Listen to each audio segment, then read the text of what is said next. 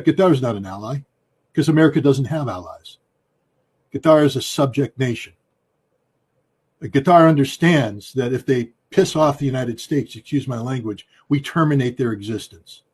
I mean, this is the reality of how the entire Middle East relates to us.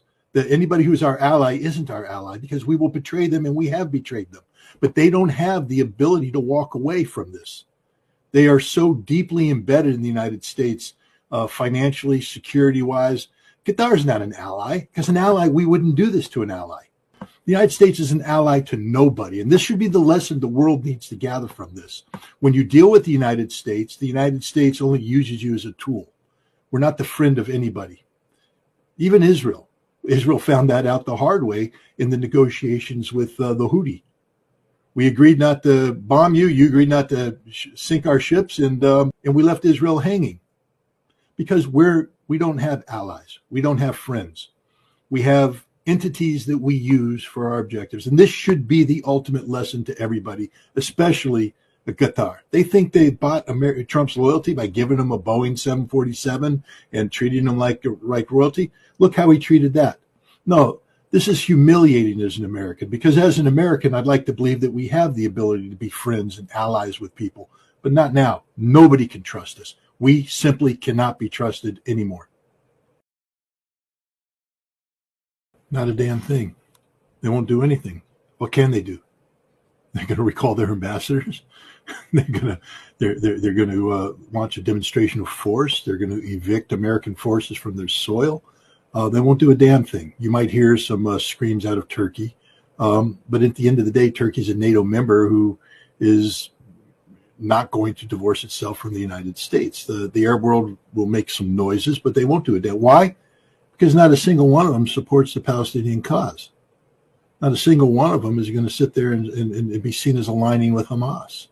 I mean, this is why it's a free ride for this president. Because the United States and Israel have successfully, pressured the Arab countries into taking a stance that basically says they will be silent in the face of genocide. Come on, Mario, let's remember what's happening here.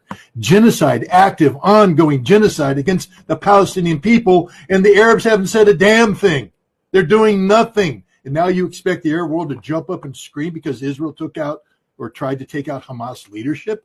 You know how unpopular Qatar is in the Arab world? It's not like people are going to be bending over backwards saying, oh, yeah, let's rally around Qatar. No, nothing is going to happen. Nothing except, and this is where I'm worried.